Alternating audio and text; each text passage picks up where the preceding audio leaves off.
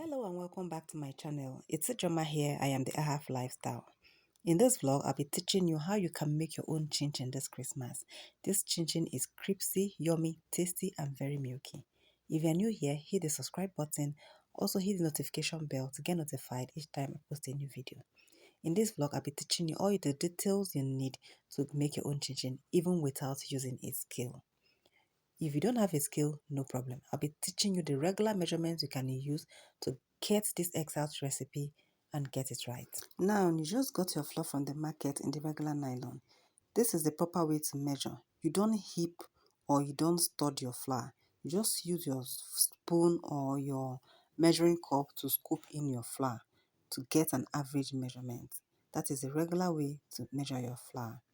I'll also be showing you another method which is easier and better for you, for those of you who do not have a scale. Another good thing about this recipe is that if you don't have scales, for other ingredients such as sugar, milk, flavor and the rest, there are also cup equivalents which you can use to get this recipe right. When you're done scooping your flour, the best thing to do is to level it out, either using a spoon, a knife, a spatula or even a leveler. Now this is what we got. I want us to get a round figure so that if you don't have a scale, to be easier for you. So this is what we are going to do. We are going to dust this and we are going to heat it down so that this thing can become compact. You can see the flour that was filled. Now as I'm tapping it on my table, you can see it's going down. So if you want to make use of this recipe, this is the method you're going to use. You are going to actually dust and heat this thing so that enough flour can be contained. We want to achieve an average of 3 kg. So that if you're measuring with bucket or using this my method without a scale, you know that you're going to be getting an average of 3 kg. So this is me going through the process of increasing the flour and tapping it the more, increasing the flour and tapping it the more. Please note that I've also measured the empty weight of the bucket.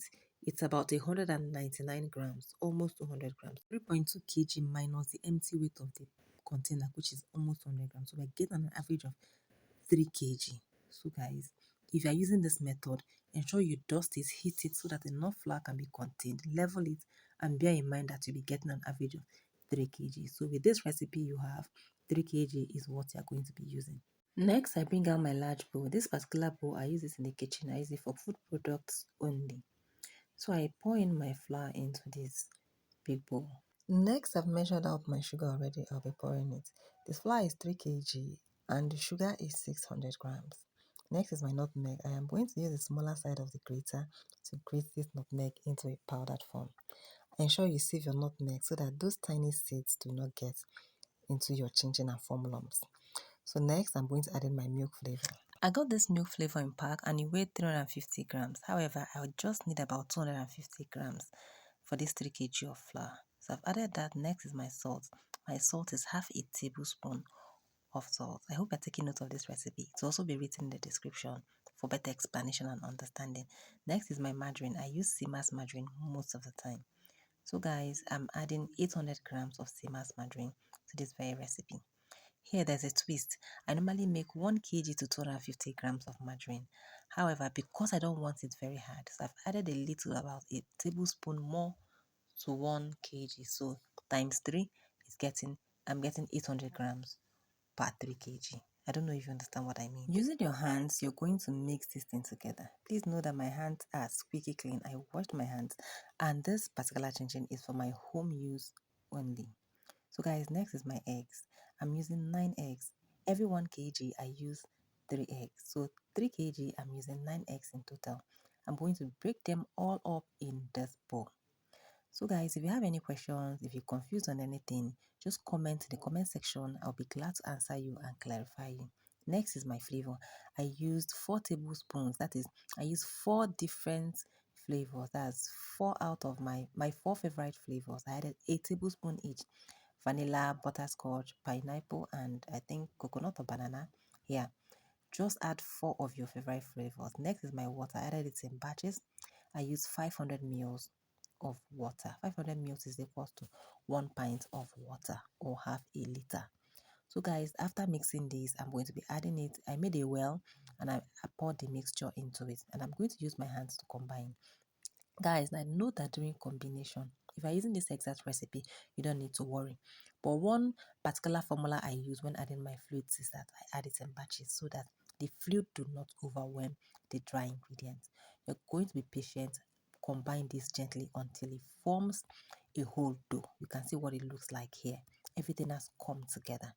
Whenever you're using liquids, ensure you add in batches so that it doesn't overwhelm the dry ingredients. Allow this to rest a bit. While it's resting, I'm going to clean my work surface because it contains a lot of flour and dry ingredients. Clean it. And next, I'm going to be sprinkling flour because you need flour on your surface. Sprinkling flour helps your dough not to stick. It helps you to have an even or a smooth or a hitch-free workspace. So guys, I'm using a knife to cut out this dough in batches. Just in smaller batches here, I'm choosing my rolling pin. I later went for the wooden one because it's stronger and it's bigger than the candle rolling pin.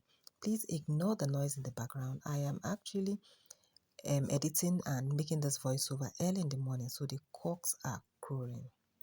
Please pay attention to the video. So I'm rolling it out to the thickness that I desire. Either you want it thick or you want it light or you want it intermediate. I just want it in the middle. Not too thick, not too thin, because when you fry it, it's still going to rise. Here I put a chopping board. Reason for putting this chopping board is that my work surface isn't tile. So I wouldn't want this cutter to leave marks on my surface. That's why I put the cutting board. I've cut it into a smaller size and I'm going to cut it thinly into the size that I actually want before frying. So cut it into strips according to the width and length that you actually desire. You're going to take your time, cut it little by little until you finish that particular dough that you have rolled out.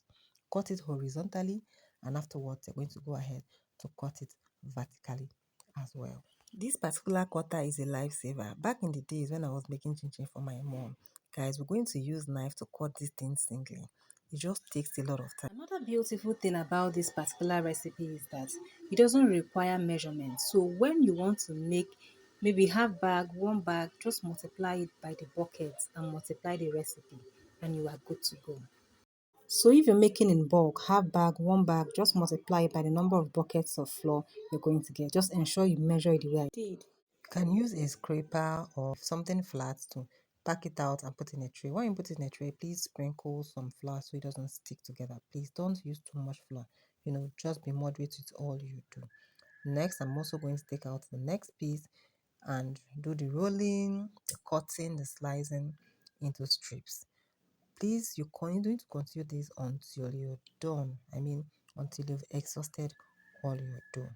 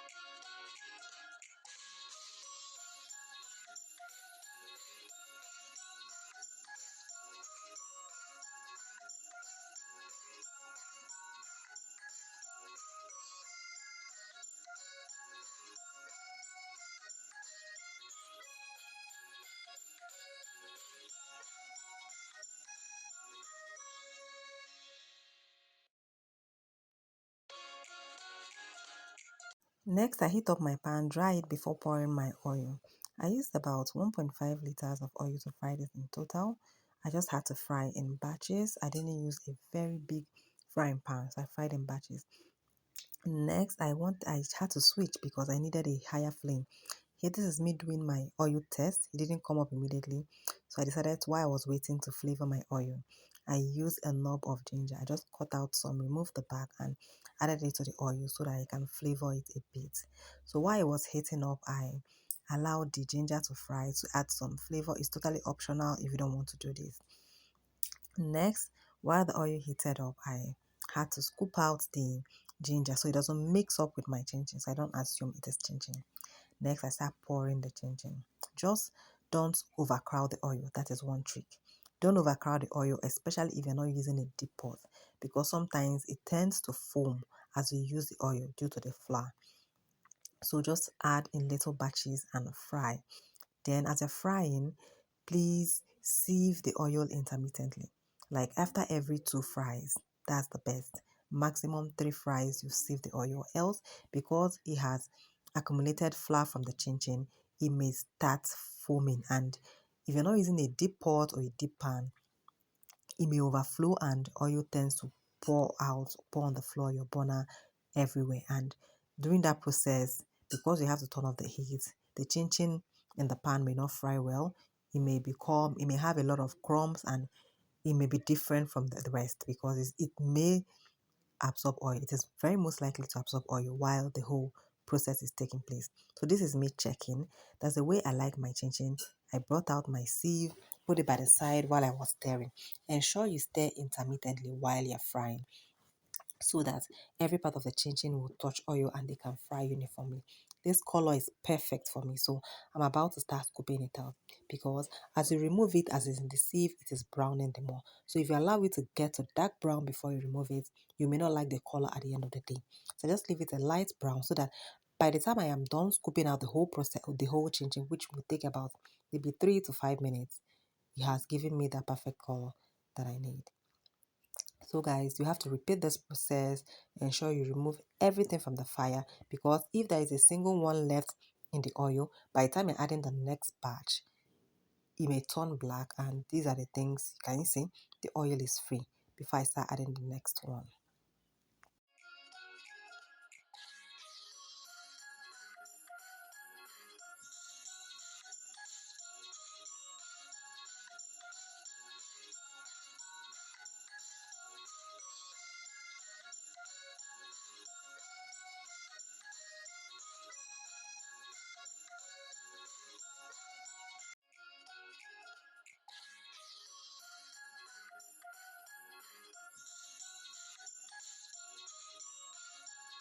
Guys, we are done and this is what we have. Can you take a look? Look at what the chin looks like. It's amazing. It's beautiful. The color is giving. The taste is 10 over 10 minus nothing. I love the way it came out. It wasn't hard, I mean, that very hard chin that when you eat, to be hearing kokoro koko. Sometimes your teeth will have to suffer the effect of eating chin. It was just there. It was just the way I wanted it. And this is me trying to measure it out. It was tasty. It was crispy. It was Milky. I loved it. If you use this recipe, I am giving you my assurance that it is going to come out really, really nice. You don't need a scale. Just heap your bucket, stir it, dust it, level it, and use other ingredients as listed in the description. Now, coming to the output, I got a total of 1 bucket and 3/4 buckets. That is almost 2 buckets. Just know that in whatever you do using this recipe, you're not going to get anything less than 1.5 buckets. I mean, 1.5 leveled buckets, not heaped buckets. This is it when it's heaped. Some people measure like this, but that's not the right way to measure. So this is the perfect way to measure your bucket. This is it. So guys, please check the description. You're also going to see the link to my other social media platforms. Hit them and connect with me. Don't forget to subscribe if you're new here. Also, if you're a returning subscriber, thank you for tuning in. Thank you for watching. Thank you for your thumbs up. Thank you for your comments. Thank you for your likes. You can also share this recipe or share this video on your WhatsApp status and your other social media handles. I also have amazing, beautiful recipes coming up. Subscribe, get notified so you don't miss out. Bye and see you in my next vlog.